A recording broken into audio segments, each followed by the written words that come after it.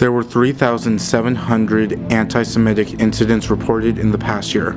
Many of them use intimidation and/or violence to get across the point that Jews are others. Anti-Jewish sentiment is sadly ancient. Thousands of years ago, a man in Judea was contacted by God to make him denounce the belief in multiple deities and worship themselves. The man was named Abraham. He and his children founded the first monotheistic religion called Judaism. This monotheistic belief caused conflict with their polytheistic neighbors, though life was mostly peaceful in Judea. Many decades later, Christianity was made. It was the same as Judaism, but they believed in the Messiah being Jesus Christ. As the story goes, Jesus was betrayed by Judas, a Jewish man, and was crucified. This caused centuries of tension between Jews and Christians, with some Christians claiming Jews are at fault for Jesus' death. Then, in southern Spain and other Muslim areas, Jews were forced to wear yellow star badges. Late into the rule of some of these countries, it was illegal to practice Judaism. They were forced to convert or be prosecuted as a traitor to the country. Eventually, during the Spain Inquisition of 1492, Jews were exiled. In Eastern Europe, blood libel, the belief Jews killed children to make matzah, was created, leading to mass killings of Jews called pogroms. These pogroms made many leave Europe and go back to Israel. In the late 19th century, Charles Darwin's theory of evolution was wildfire in Europe. The spread of this idea debunked many faiths. While the theory of evolution has been proven, the connotations that Europeans took didn't. Europeans used evolution to prove themselves as the superior race and dehumanize many non-European peoples, one of which was Jews. I felt it whenever I walked on the streets. Children, Gentile children could shout derisive remarks at me, Żydek, this, or but you were not particularly. But they recognized me as a Jew. You know, Semitic features such as they were.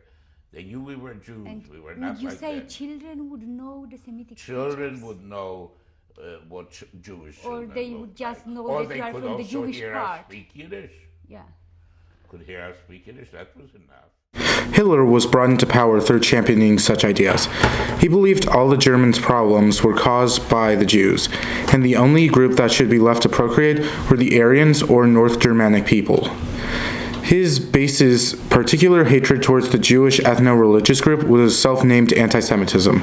Hitler gathered Jews into neighborhoods called ghettos to stay separate from the general populace.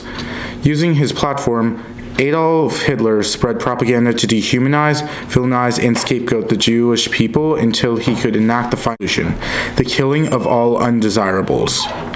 Hitler sent Jews to concentration camps or ordered them killed right away. And all 6 million or more Jews were killed.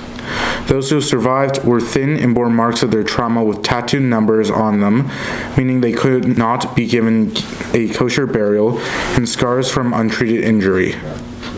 Worse yet, their Torahs and prayer books were burned. This event became known as Shoah, or the Holocaust. The Holocaust left a long-lasting effect of hate and discrimination towards the Jewish people. After the Holocaust, the survivors were left with the burden of 6 million Jewish deaths. Once the survivors were set free, they had to rebuild the lives they lost from scratch. For survivors, it was hard to rebuild what they had lost. Along with this, the horrible treatment and emotional experience left many of the Jewish survivors with lifelong trauma or emotionally numb. Antisemitism has changed over time, adapting to different historical moments and political climates. Even though the Holocaust is over, antisemitism still exists today. We memorialize the Holocaust because it teaches us the result of hate and the experience of tragedy. History is written to prevent relapse of past mistakes, and the Holocaust is the future we want to avoid. Even as we teach the wrongs of the Holocaust, anti-Semitism is still around today. Anti-Semitism shows itself everywhere, on streets, online, at home, and in schools. Celebrities spread anti-Semitic messages, like Kanye West, who on multiple occasions have spread anti-Semitic messages along with anti-Semitic music, planting an anti-Semitic seed into his young fans. In schools, anti-Semitism is spread through social media into children. This leads to a misrepresentation of the tragedy, making it seem more like a joke than something to be respected and memorialized. In schools, Jewish students can be on the butt end of this hate. Hello, my name is Harvey, and I think a couple of years ago, either in 7th or 6th grade, my old school, there's always going to be some level of anti-Semitism, I think, drawing swastikas in bathroom, that sort of thing. But there was this kid who was Arab and Muslim and sort of very outright about his views, and he got very physical with me a lot when we played like sports at recess in the hallways, and just sort of, he was nice to a lot of other people, very, very nasty to me.